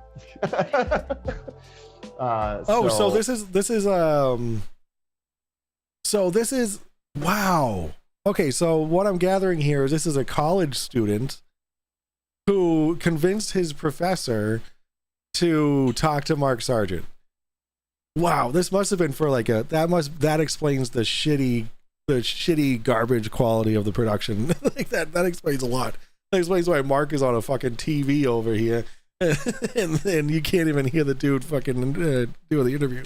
So I started looking up, what are the key talking points, and you already know the key talking points, and you have arguments to make for them, and I've read some of those arguments, so it's like we almost don't have to rehash that. So I'm curious, that's just it's like why I'm curious. What are some other questions you might have that can help sort of further this conversation, where maybe it's not about the evidence piece, but what's the bigger picture that we're looking at? It's the feelings, man. Flat Earth gives me good feelings. I could probably throw in. Do you have something offhand, or do you want me to chime in? Well, yeah. So this is the next part about it, and this is something about opposing viewpoints that we need to speak about more in general, not just within Flat Earth and Round Earth. It's more of just like actually hearing out the other side, in the sense that especially I think we saw this a lot during like the presidential debates and everything. I'm independent in the sense that I don't know enough about politics to pick a side. So when asking people like, hey, like why should I vote for a certain candidate? It was never about the candidate itself. It was always about why the other person sucks. So what I think this question will do here for us is not less away from the science, but more just about, I guess, like, what do you think is most often misunderstood on the other side of the debate? For example, for you, Mark, what is something that round earthers or people who argue with you, just they don't understand that what you're trying to say? Like maybe there's like some sort of disconnect in what the message you're. What a great question! What a great question. By the way, no, it's good. And by the way, for anyone that's listening to this, what a great question. Can we just take a second to appreciate that dude's like what is something that you feel that round earthers just don't understand, right? And my assumption here is that Mark is going to kind of do some fucking shitty ass talking points. Good night, Steve6464. Have yourself a good night, sir. The how we can tell if you're not on the flat earth side is we don't use the word round, and it's not like a religious thing or anything like that, because but Brad will get it. Round applies to two-dimensional objects as well. And so we always say sphere or ball or globe. So when anyone ever says round, it's like, okay, well, they're not on our team, which is fine. I mean, so anyone that tries to pretend, it's one of the dead giveaways when if anyone ever tries to fake being, infiltrate us, they'll slip up and they'll start saying words like that. It's like, okay, because it clicks in your head. There's also something, I know that it's bothering you guys too. I just haven't been reading chat like religiously like I usually do, because when I read chat religiously, I don't get through the video at all. But what's also bothering me about this video is Mark is out of focus. The entire time, I was like, oh, maybe at some point, at least when we get halfway through this video, Mark will be in focus because his camera will autofocus, because you can clearly see that it's focused on his background and not on him. And that's pissing me off. Once it happens, there's certain things you won't do. You won't say the word round anymore because you get a knee-jerk response in your head. He's rambling about some other shit that doesn't. On television when you're watching just answer shows, the question. Whatever it is, you'll notice globes are in frame constantly for just about any show. Again, was I wrong or was I right? He's just rambling about some other bullshit and not actually answering the question. Going back 30 years at least, and movies, they'll be in frame, and especially during television shows. But and I get it. It's like, cool. Fine, there's a globe in every classroom. No. Why because is there the camera thinks Mark is irrelevant. Perfect trial court. On top of that filing cabinet and that Chicago detective's office. Why is it always in that doctor's office? And again, why are they always in frame? But the only common misunderstanding we get from our side, and it was a misunderstanding that started a long time ago for whatever reason, is that there's a bunch of people that think that the whole flat Earth community believes in that gravity is this upward acceleration of a asteroid flat Earth that's going up through space. And I don't know where exactly that came from. Yeah, there's a small fringe of people that did it, and like Brad was saying with the media, who knows, maybe they just embellished it, kind of like when one of our guys wanted to do a flat Earth cruise instead of a flat Earth conference. And it's like, and all of a sudden one media guy says, oh, they're going to go to Antarctica, and then all the other media has propagated that. It's like, flat Earthers are going to take a cruise to Antarctica. It's like, no, we were not. But they jumped on it. So the 9 was. Is he talking about? Oh, is he talking about TFE? Is he, because there wasn't a cruise, Mark? It wasn't a cruise. 9 meters per second upward acceleration of a disc. That was basically it. And this still isn't answering the question. This still isn't answering the question. The question was, what about the flat Earth? He should have been a little bit more specific, I guess, because Mark is being fucking stupid here. The question is, what about flat Earth that you know that globe earthers don't understand? That not what they get wrong about, not a preconceived notion of what gravity is. Like he's not answering the question, and I gotta say I'm disappointed. I squashed it fairly quickly. I mean, it still lingers out there, but that's the only really big misunderstanding for us. Everything else is fine. One other thing is just a small one, which is that we're tied to the actual Flat Earth Society, which I didn't even know was a real thing when I first got into this. I applied for it. They're based out of Hong Kong, some British guy, I think. And I didn't know much about it. It's like, well, these guys will know. I said, here's my $30. Give me my membership card. I still have it. And I made a video on it, and I noticed that even though we're only like 500 people in this group, in this forum, this was a different thing. Trolls were manning the velvet ropes out front. And so I made a video of saying, don't go to the Flat Earth Society. It's absolutely co-opted. And because guys, the trolls were basically saying, it's not serious, go away. They're not serious, go away. And it's like, who the hell are you guys? And why isn't anyone watching these guys? These guys are actually running MC, the show. Toon goes live in 12 minutes. God damn it, Toon. All right. You know what we're gonna do? We're gonna.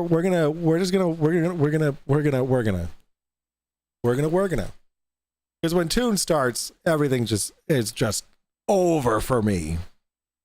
So what I'm gonna do? I'm gonna set a redirect to Toon.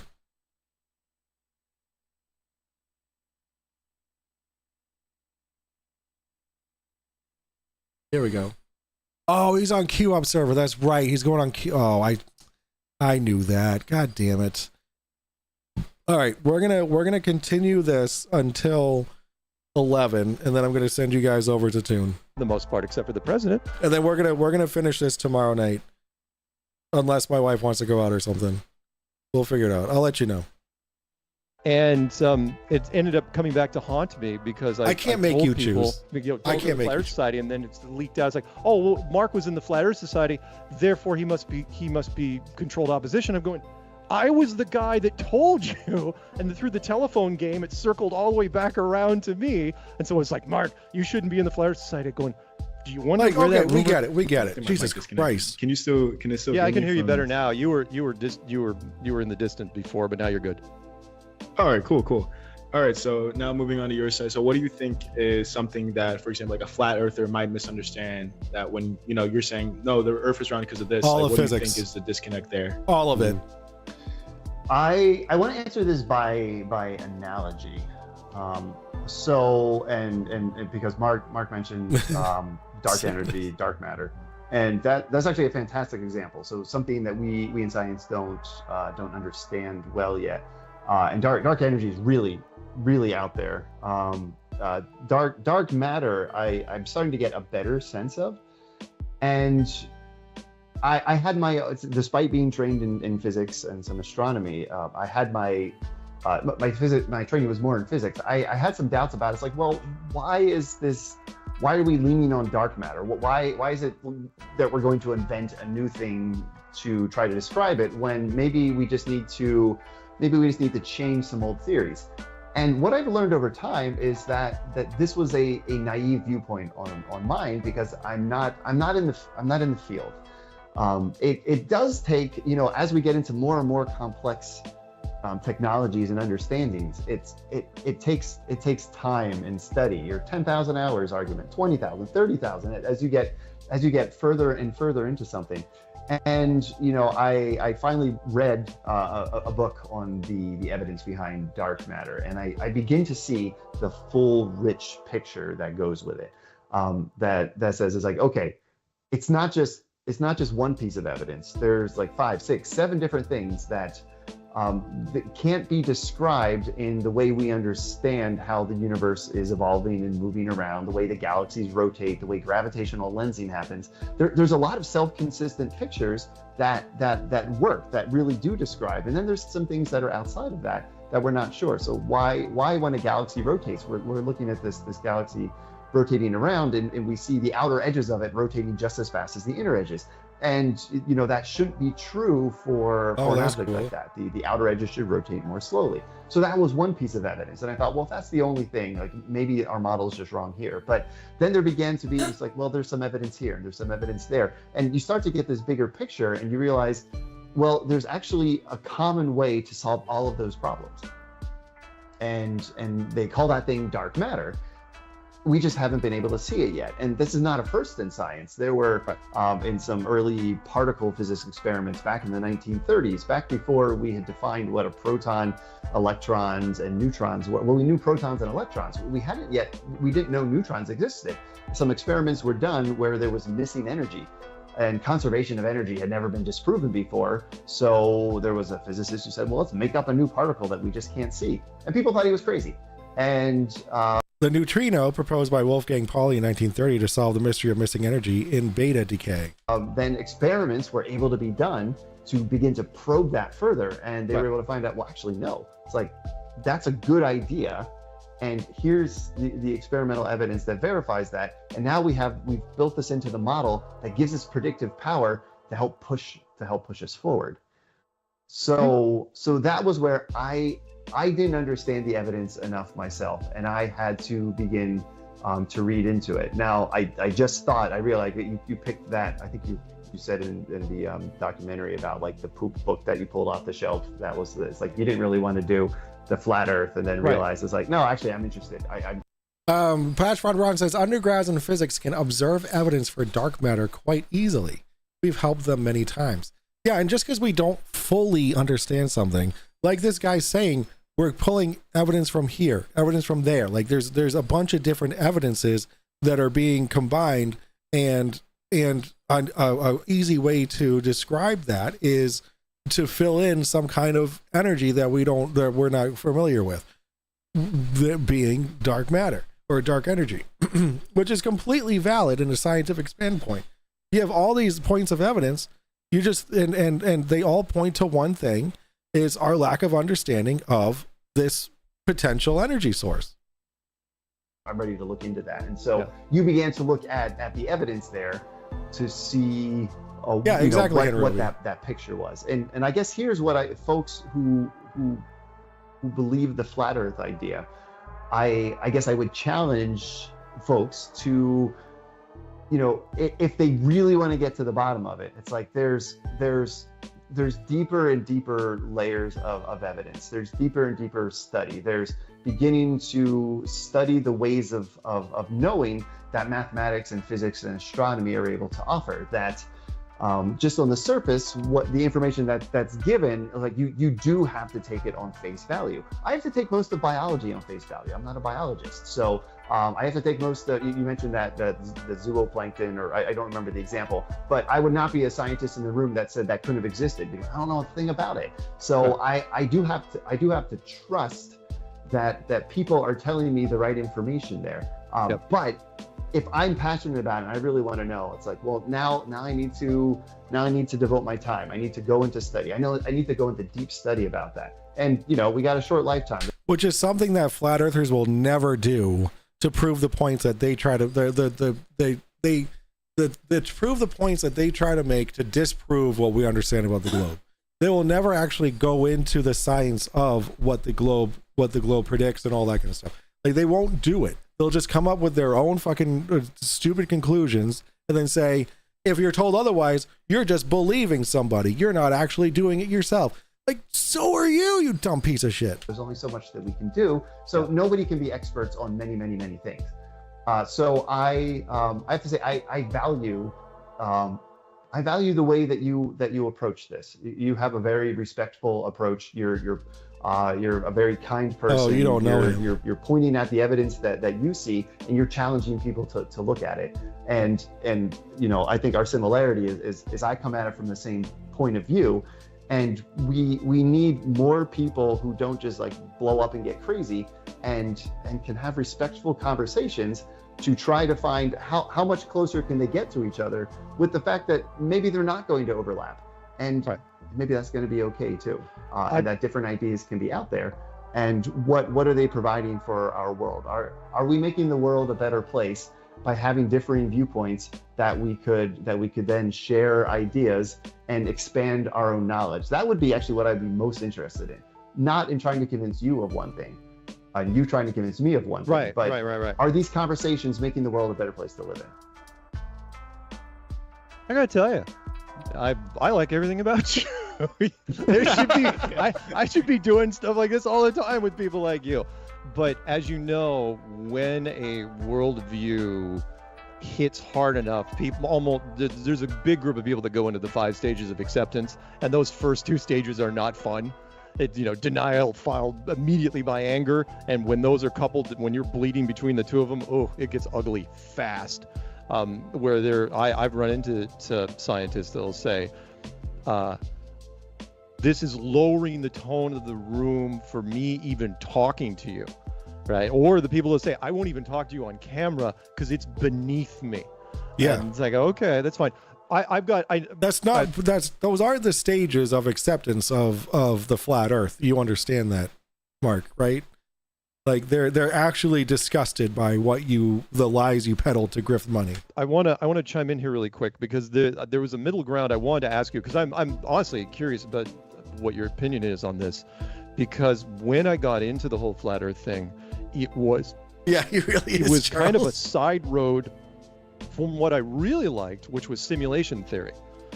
And because I started in the video game sector, I played the video game sector in his tech career. I saw where we were headed, and I saw what we were aspiring to be, and I was stunned that people watched The Matrix back in '99. Can't believe it's that old, and didn't get it. Right? They're dodging bullets. Wow, it's so cool. It's like, do you understand the broader picture here of reality within reality? The what?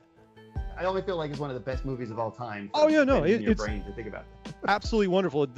Tell me the difference between the storyline of A New Hope and The Matrix. Tell me the difference. Equals F, fine. I mean, it was going to make money, but the original, the concept was absolutely stunning. And the 13th Floor, which was also amazing, which was based on a 1975 German movie called World in a Wire. We've been talking about simulations for a long time.